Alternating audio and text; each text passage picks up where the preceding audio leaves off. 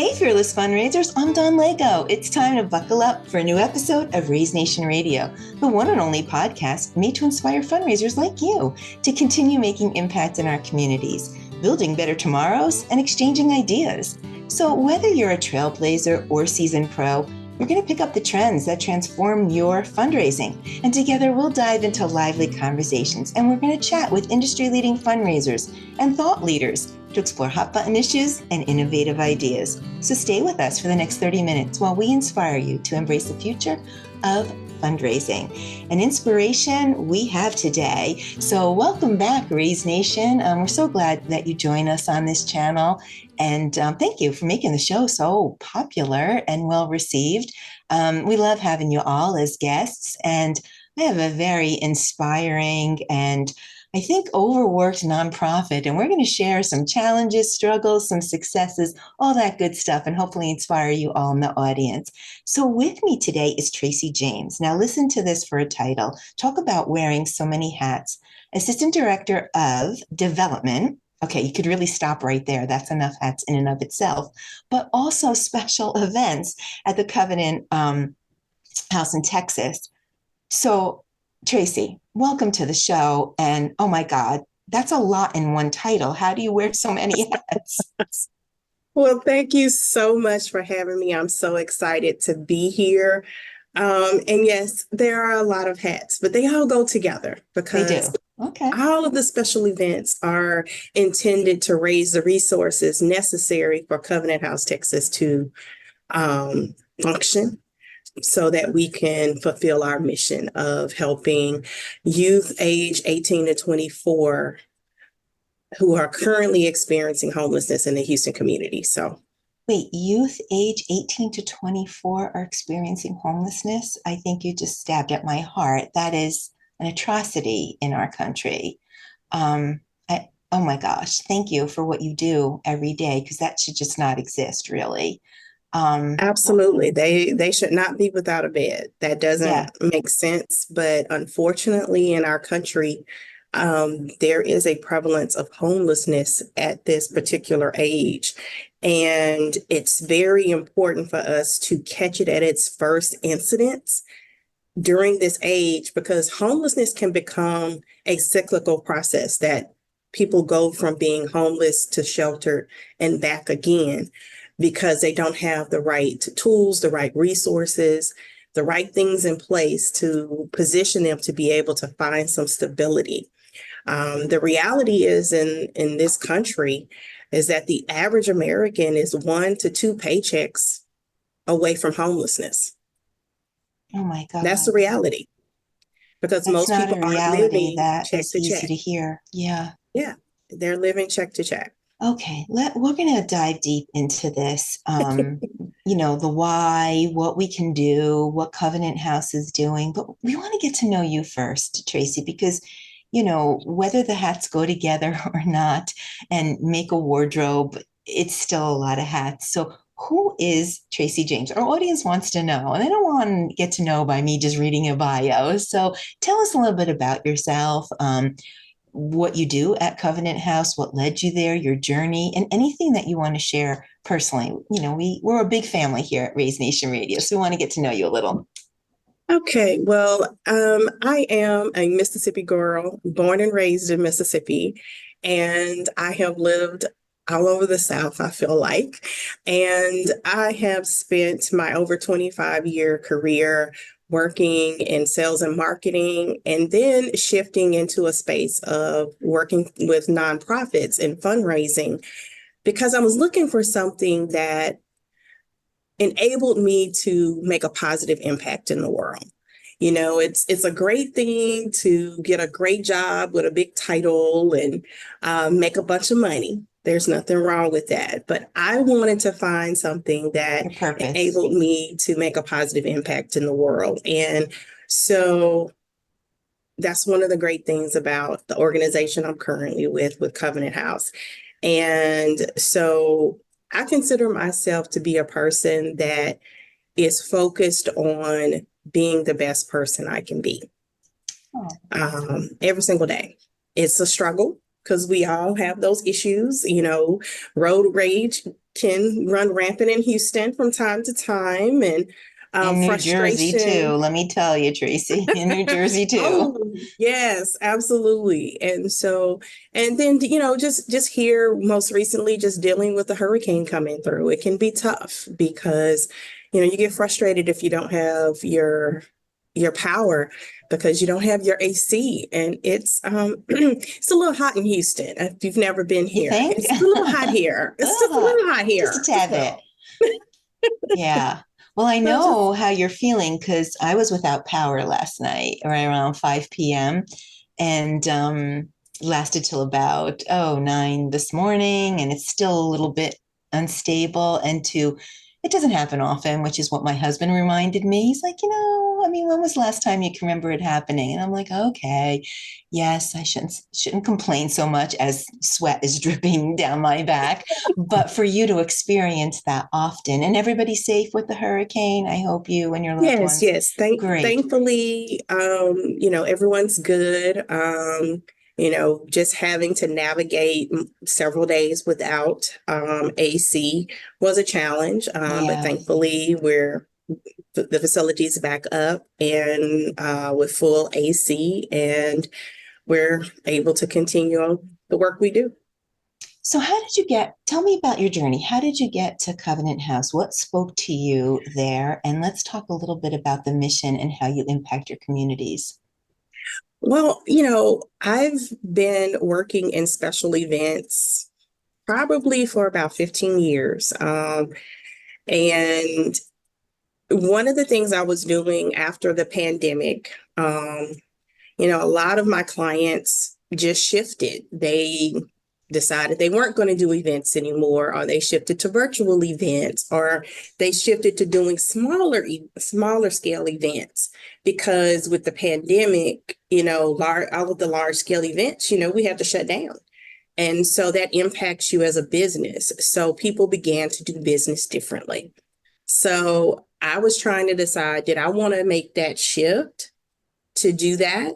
Or did I want to do something different? And I'm going to be honest, I took some time to really reflect and think about Good it for you. and prayed about it. And I felt that urge to really get back into the nonprofit space. And I interviewed with two organizations, and it just happened to be that I got the interviews, they were back to back. Wow. Good And for you. Good for you. so I did both of the interviews, and then after I interviewed with both, I really could see myself at both places. Oh, And wow. so I I thought you was were going to like, say one spoke to you, but that's interesting. I could see where I could bring something to the table to help the organization. And so I had to pray about it again. I said, okay, look, you need to make this very clear. Where am I supposed to be? And an offer came literally about 48 hours later from Covenant House. And it was a good offer. And literally, the other one, I got the decline after I had signed my contract here. Oh, so it was meant to be. It was meant to be. Yeah. It was meant to be. And I said, because I was like, well, maybe they'll come through with another offer and I can compare. And then I was like, no, my spirit No. said, well, you told him to make it clear to you, didn't you?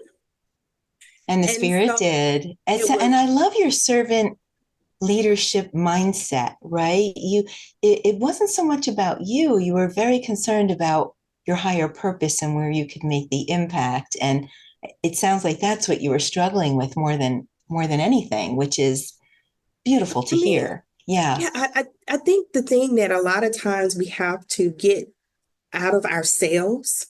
Don't get me wrong. I wanted to make sure I could take care of my family. I wanted to make understood. sure I had benefits and all of those kinds of things. But at the end of the day, I want to see how who I am, my skills, my experience can make a positive impact in the organization. It didn't matter whether it was for profit or nonprofit. How can I move the company forward?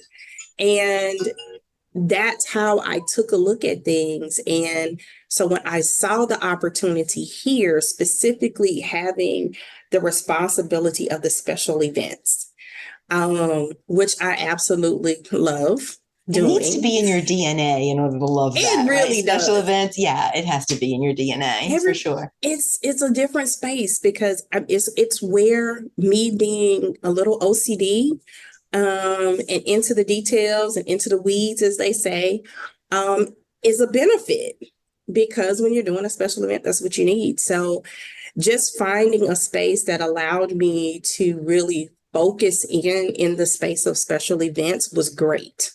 And I do have some fiduciary responsibilities in respect to how much money these events raise. But ultimately, it's my job to produce 4 amazing events every single year. Four. Whoa. Okay.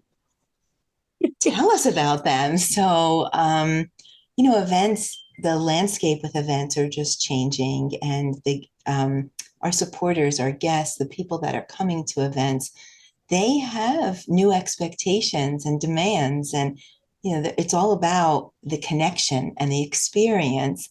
So it's not quite as easy as it once was. And maybe it would never was. Maybe, we just had a good, loyal set of supporters and we got a great catering hall, good food, band, called it a day, right? But now we're really needing to put so much care and thought into those details that you spoke about so that you're really connecting with everyone in that room and activating them right into Right. supporters because of your financial responsibility. But you're not doing that once a year, you're doing it 4 times a year. So tell us about those events and how are you creating experiences and connection? Well, one of the awesome things about the organization is that one key event, and we actually do this event twice. It's an event that's very unique to Covenant House. We're part of the federation with Covenant House International that's based out of New York. And the event Sleep Out was created. And I it's heard not about this. Oh intended my God. to mimic, being homeless. But what it does is we create an experience where our sleepers are able to come for one night and they're able to hear from our current residents as well as alumni about their experience being homeless, what their story was. They're able to share their stories. And what it does is it shows someone who's never had that experience before just a glimpse of what it's like. A day in the life. And More so we do empathy. this event twice, once in the fall on National Sleep Out Night, which is actually the Thursday before Thanksgiving in November. Oh, cold. It's a little cold, little cold, little cold, little cold. Might be in Oh, the 40s. so you're Yeah, it's not about, you're not sugarcoating this. You're no, trying, right. I mean, and again, my heart and respect to anyone that is experiencing homelessness. This is not, exploitation in any way and trying to walk in the shoes that are really, really, really tough. It's a fundraiser and we want to impact the yeah, community, but you're not making it easy. I mean, no, you're not picking the most beautiful spring day or the most beautiful fall day. I mean, you're really going for it here. we're going for it. And I mean, we provide sleeping bags and a cardboard box. Oh gosh. And we make sure they're in a space that's secure. We work with the police department. We have officers there the entire night, and they actually sleep outside overnight. Okay. Um, and the next morning, we talk about their experience, everything that they experienced, the sleeping out. They actually have the opportunity to go out with our outreach team to actually serve the homeless in Houston that night. And so it's a full experience. And so we do that in the fall with our executives, and in the spring, we do that with our young professionals. So I Oh, love okay. that particular event because it's a full experience. It's a full So experience. how does it, I mean, I get the awareness and the empathy and the experience. I mean, that is a memorable experience that certainly would drive heartwarming action, right? So I love it. But how does that turn into fundraising? Well, it's like this. Companies actually sponsor executives or young professionals from their company to participate. Okay. And then we also encourage individual fundraising. The amazing thing about it is that during our executive event last year, we honored um, Harvey Builders for their consistent support. We've been in existence for 40 years, and they've been a consistent contributor, and are Wow. actually the builder that's building our new facility. And they are just so amazing. So we poured it, we honored them. And then in the spring, we had two young ladies who combined have personally, just as two individuals, raised almost $500,000 in the last 10 years. Yes. Mouth drop. I mean, my jaw dropped here. Two young ladies together raised $500,000. Yes. Yes. And just literally getting companies, getting foundations, getting friends, getting family to make donations. They have raised almost $500,000 in the last 10 years for Covenant House, Texas. And when you see that kind of level of commitment from corporations, from individuals, it really motivates you to continue doing more, because I want to make sure that this experience continues to be exactly what they need to stay motivated to support the cause.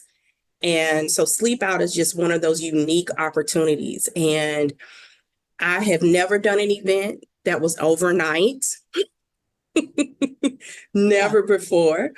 Um, and I didn't know what to expect, but it blew me away the very first night, because um, having the conversations with the executives the next morning and just asking them questions like, okay, so what was the one thing that stood out to you? And for some, it was doing the outreach. For others, it was the story of one of the young people on the panel. And for some, it was a portion of the group actually went on what we called a human trafficking tour. And an organization here showed them where human trafficking had been found in our Because neighborhoods. that goes hand in hand, homelessness and Yes, human it does. trafficking. Yes. Yes, because It's a compound there, if atrocity. a young person is on the street within 48 hours of them being unhoused, they will be approached to be trafficked. Doesn't matter whether it's labor or sex, they will be trafficked. Oh my And gosh. it's unfortunate because probably about 30% of the young people that come to us aged out of the foster care system. And so to see someone who was being protected by the system, that they aged out and they were literally just put out. I know. I've spoken to some other organizations where their focus is, the journey of foster care and what Mm-hmm. happens when they become an adult, and the statistics and, the stories are Yeah, heartbreaking. Yeah. it really is, because they're put out at a very vulnerable point. Many times they may turn 18 before they've even gotten that high school diploma. And So and they're homeless in high school. they're homeless in high school, Okay. and trying to finish up school just to get that diploma, um, and trying to figure out, well, how am I going to get a job? How am I going to get housing? How am I? Because let's think, really be honest. At 18 years old, we thought we knew what we were doing, but we didn't know what we didn't know. Right. And Exactly. that's the reality, is that while legally we are considered age of consent at 18, not. I know. What adult living have you done at 18 years old, right? What experiences and Right, what mistakes have you made to learn from, and what mentorship have right. you had? And Of course, of course. Yeah, and without the family support, I know the stupid mistakes I made 18, 19, 20 years old, that had I not had a family, I don't know, you and I wouldn't be sitting here probably having this Of course. I conversation. agree. Um, 100%. so it's very important for the experiences that we create through our events really showcase what happens when a young person has no place to sleep. Um, It's, and have you heard of couch surfing? I have not.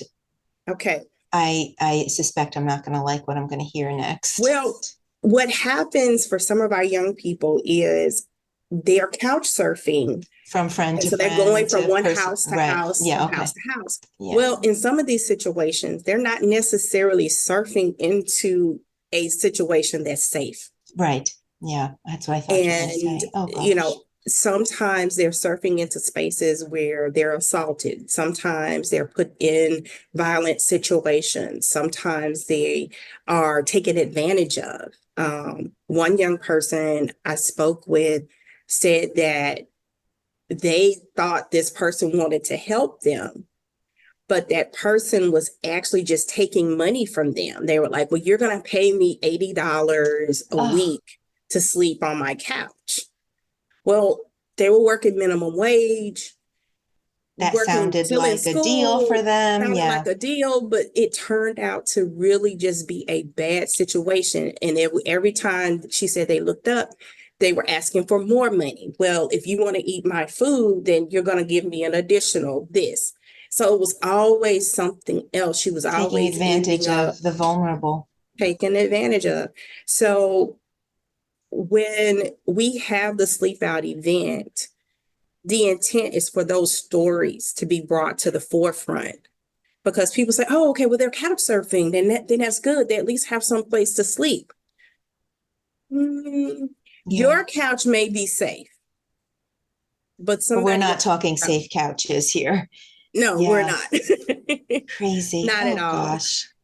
Yeah. So So what does your one of your sleep out fundraisers achieve in proceeds? um, we typically, our executive event raises $1 million a year, which is a huge portion of our operating budget. Okay. Our young professionals event ranges anywhere between $200,000 to $300,000.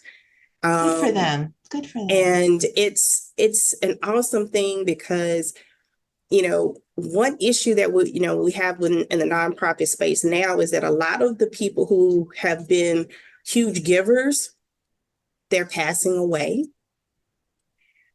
and those that are coming behind them may not choose to continue to support the organizations that they traditionally supported. So you then have to continue to bring in an influx of new donors, so that you fill those spaces as people, in a sense, age out, of your organization as a donor. And while you do have the benefit that some may include you in their end of life planning, um, others may not. And it may be left up to their children, their grandchildren to make the decisions on new giving going forward. So having the Young Professionals Organization is a huge way for us to continue to grow our donor base. And we have two additional events that are a little different, that enable us to attract different donors. A Uh, diverse group, a diverse a diverse audience. group. Yeah. So we have an event called Guts and Glory. It is a corporate obstacle course challenge. So it is a mixture of physical and mental challenges. And so companies sponsor their team, and a lot of them use it as team building, team development activity. So it's fundraising for us, it's team engagement and development for the companies. And we've even had some spouses challenging each other this past year during the event. Um, Well, it was a husband and wife, And and they challenged each other?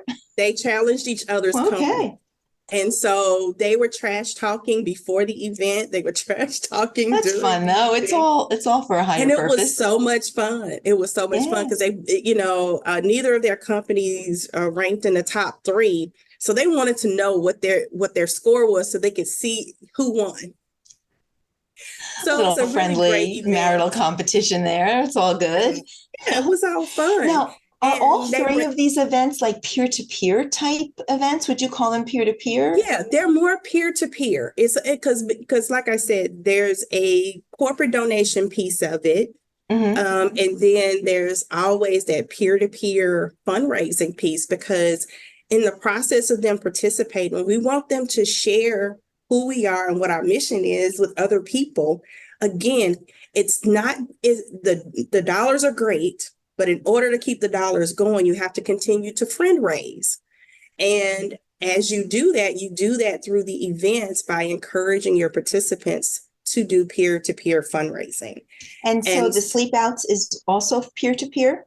yes, I yes. I believe mean, that our CEO, Steve Johns, actually mentions your event in his book, Fearless.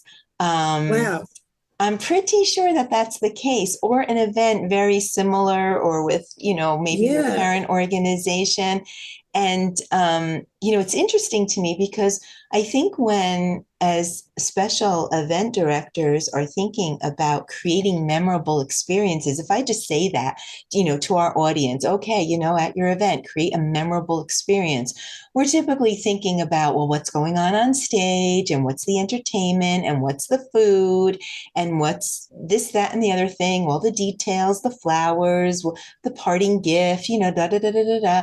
But you know what? You are out of the box. Your events are really memorable, but memorable doesn't need to be jiving on the dance floor. There's lots of ways to create memories. And while sleeping in a sleeping bag out in the cold in a cardboard box doesn't sound like a memory anybody really wants to have on purpose, it is a heartfelt memory, right? It is an Mhm. empathetic memory. It is an experience that teaches us something about humanity, about ourselves, about who we want to be and how we want to help. And so it's just a different kind of memory that you're creating, and it Yeah. is peer to peer. I can't imagine, the spectacle of what it might look like with, people in cardboard boxes sleeping, out in fields, or however your event is constructed. But it's building that awareness. I mean, you're actually inspiring me that I want to join one of your sleep out events because. Well, I'll tell you this, the New York chapter actually does their sleep out in Times Square. Oh, really? Yes. See, this is good awareness. So is registration like, can you go on your website? Like, how do you orchestrate it so that you get the fundraising started? Is it? Yeah. We have a centralized website, sleepout.org, and you're able to go there and look for your city, wherever you are in the country. We Got have it. 34 locations in the country.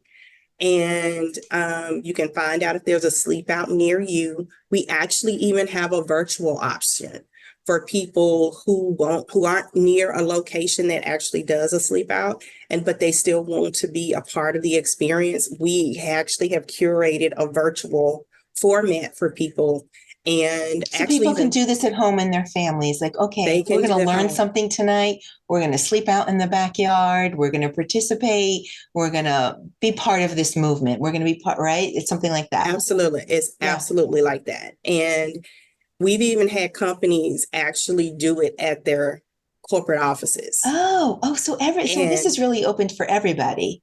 it's open for everyone to be able. And the whole goal is it's like I'm giving up my bed for one night to raise money so a young person doesn't have to go without a bed. And so that experience, that memory is really connecting you directly to the heart of the mission. Yep. And with Guts and Glory, we say, do you have the guts to give a young person the glory? So you step up to the plate to compete, but at the same time, what you're doing enables a young person to shine. It helps them get career resources, school resources. It helps them get access to the necessary documents to operate. You got to have an ID, you got to have a birth certificate. All of these things are Oh my gosh, necessary. I didn't even think of those essentials. Wow. Because sometimes they're put out and they don't have them. Okay. They don't Wow. have those things. Some young people, that's all they need when they come to us is, hey, I can get a job, but they said I need a picture ID, I need my birth certificate, I need my social security card. And you assume, oh, okay, by 18, you should have all of those things, but not necessarily. Depending on the life in which you've lived, you may not have that. So just having staff there to help young people navigate that whole process. And so with the Guts and Glory, all of the obstacles, somehow we try to connect them to our mission in some way. There may be something that's talking about, we may have a balance beam and we talk about balancing all of the responsibilities in life. And so that's one of the things that's an obstacle. And then we have the army crawl. Sometimes you just have to crawl through the mud to get to the other side. So the intent is that each of the obstacles connects in some way to our mission in some shape, form, or fashion. So that adds that memory element to it. Yeah, I mean, you're doing so many things right, and you're doing four of them a year. And, I speak to so many thought leaders, and seriously, everything that I hear that they say nonprofits should be doing, you're doing. So give yourself a pat on the back, because the experience is there, the connection is there, the mission's part of the journey, Absolutely. at every turn. So tell me what helps you get, like, what do you do? Is it people? Is it volunteers? Is it software? Is it just a great community that makes your challenges easier? Because what you're trying to do is no easy feat. An event a year is not easy, let alone four. An event for 4 hours is not easy, let alone overnight. Different ages, diversity, all the things. What helps your fundraising be easier? Honestly, it's two very key things. Okay, I'm all ears. Two very key things. It's the people and it's the resources. Okay. So when I say people, I'm talking about an amazing board of directors. I'm talking about a talented staff within the organization that's not just committed to doing what's in their job description, but when it comes to special events, they show up in support. That is an amazing look to a donor, to see not only the development staff there, but to also see case managers there, to see outreach team there, to see the executive director there, being able to see all of those people there. And then the other key piece of the people is our volunteers.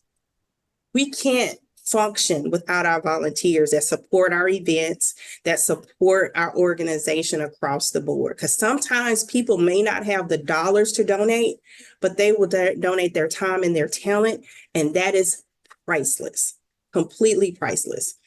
And then once we have all of those people moving, I have to have the resources to make those things work. And a very key component of that is the technology.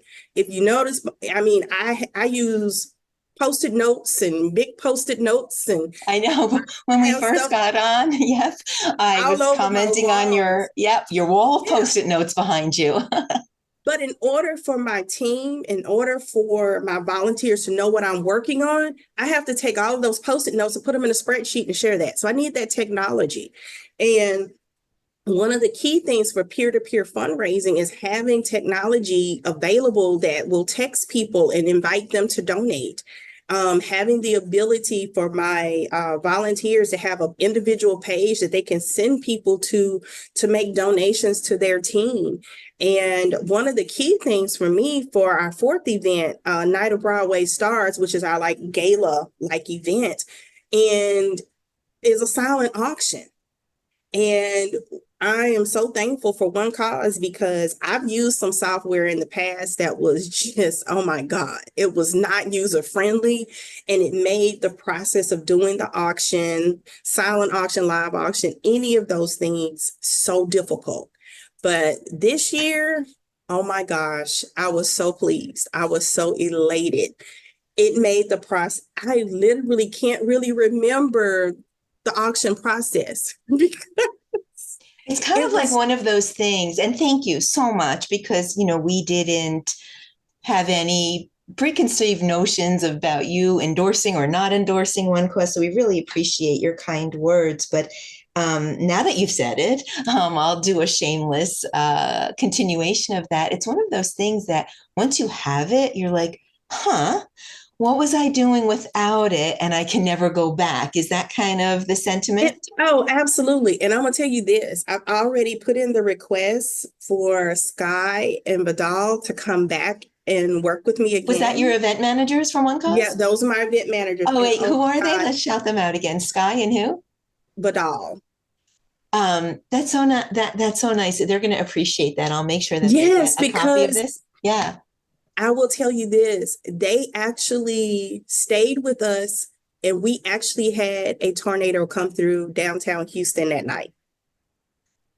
And they Our stayed. gala, our Oh, good gala for them. occurred I'm so and proud. a storm came through and they stuck it out with us. They continued to support my volunteers as they were managing all these moving pieces as we were having to shift.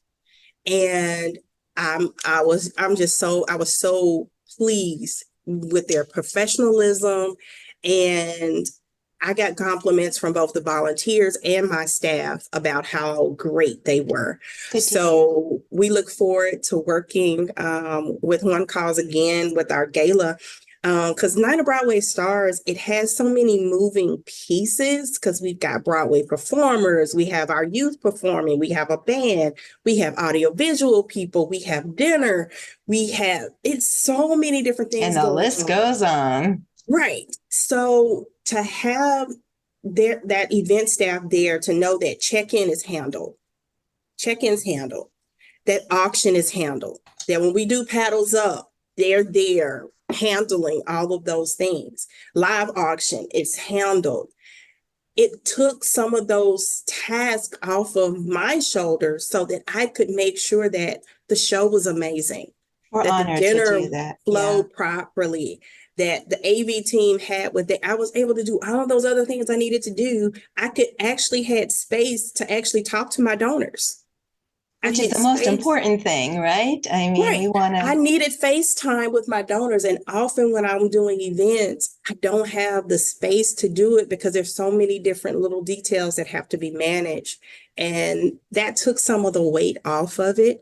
I mean, I'm gonna be honest, at first I was like, I'm not paying for nobody to come to do this. Well, But that's interesting because we're asked that all the time. We still provide, boots on the ground support. We are committed and passionate about innovating the best software for fundraisers, but it's still the people behind the software, and we'll never let that go. We'll never, and, it'll always be and available as long as nonprofits need and want it. And that's what we uh, hear. People are more successful when the One Cause team is there because of things like you just said. You have the freedom, you're not tethered, and you can go and steward your donors, connect with them. yeah, because the check-in staff had the ability to ask the One Cause staff questions as they were checking people in. If they ran into a glitch or if something didn't quite go right, they had somebody there that really knew the software. For me, it would have tethered me to the check-in area and I wouldn't have been able to move We don't around. want you tethered to the check-in area. We want Yeah. you shining like the bright light that you are. I mean, and doing what And, you do best. I mean, I'm you so know, inspired. I think you're going to get a lot of phone calls, you know, Tracy, how do you do it? I'm exhausted with just one event. But we're so glad that we can play a small role in the impact that you're driving there in Texas and just strong support that you're an important support. I just cannot fathom any young adult being homeless. It's got to be beyond scary and take you down a path that's just heartbreaking. And Yeah. yeah, I applaud what you're doing. You're very strong. You're fearless. We like to say that here at One Cause. You're fearless, and to know that we played a role, even a teeny tiny role, even just if some of our event managers were there to help you. Keep Because doing what when you're doing. you get called over by the venue manager and saying, "Hey, we just talked with the Emergency Management Center in the city of Houston, and we need to make some adjustments to how you're handling your events. I'm having to move people out of spaces where there's glass. I'm having to do all of these things, but I still knew that certain things were being handled because I had the support there. Your event was still running. Yeah. Event Yeah. was still running. Everything Yeah. was still going. Oh, Everything was good to still hear. going. And the awesome thing is, I'm going to tell everybody this. I raised over $600,000. Wait, what? Is We this raised over six. The night oh, of Broadway Star fantastic. raised over $600,000. Less than half of the people who were registered to attend made it due to the storm. Wait, you And did this all during a storm too. yes, Oh my God. yes. So when you have the right system and processes in place up front, you're able, we had people bidding on the silent auction who weren't able to make it. They were still bidding. Didn't stop fundraising. Did not stop fundraising. Well, And $600,000 on that. $600,000. That's a mic drop. You are definitely the daily dose of inspiration today. And I think we're going to have to check back in with you because I want to be respectful of your time too. But we're going to have to hear more about all your events and how you do it, because I think that's what fundraisers want today. It's like, I kind of know what to do, but I need to hear some inspiration, some success stories. I need to understand how to Absolutely. do it. So I think you need to promise me that you'll come back and do a part two with us. How does that sound, Sure, Tracy? I will absolutely do that. That sounds great, because I bet people are listening to this and have a lot of questions. But for now, and I feel as fundraisers, to all of you listening, I know you're hanging on every word Tracy's saying, as I am. I'm just floored. And those of you who are like, oh my gosh, I do one event. How does she do four? Whew, talk about your daily dose of fundraising inspiration. Please tune in for a new episode release. We'll have Tracy back, so you'll hear more from her. But our new episodes drop every Thursday at 12:30 p.m. That's Thursdays, 12:30 p.m. Eastern Time. In the meantime, there's about 140 episodes on Raise Nation Radio. You can listen to all of them, so you can hear from your other colleagues like Tracy, and from nonprofit experts and one causers are on the show as well. And we stream everywhere, so you can follow us at whatever channel you like best. I would like to thank One Cause for making this episode possible. One Cause is driving the future of fundraising with easy-to-use digital fundraising solutions that help nonprofits connect with donors. Check it out, onecause.com. And please visit the resource tab on the homepage. You'll find this podcast as well as other free content that hopefully you'll find helpful. A huge shout out. I'm tired just hearing what she does every day. Tracy James is the Assistant Director of Development and Special Events, and talk about special events at the Covenant House in Texas. Tracy, pat yourself on the back. Go take a little break or relaxation because you deserve it. Thank you so much for being with us and just sharing so much inspiration, so much heartfelt inspiration about Covenant House and what you do every day and how you get it done. We really appreciate you being here. Oh, thank you so much for having me. And just for everybody out there, just remember, focus on the solutions, not the excuses. Wow. So I was going to ask you for your last words of inspiration, and that sounds like we just got it. Focus on the solutions, not on the excuses. It sounds like you're not an excuse kind of girl. You're a solution kind of girl. Absolutely. Well, thanks for being with us. We're going to have you back. I need to hear more. I just need to hear more. But for now, that is a wrap. Until next time, I'm Dawn Lego. This is Raise Nation Radio. You stay fearless out there.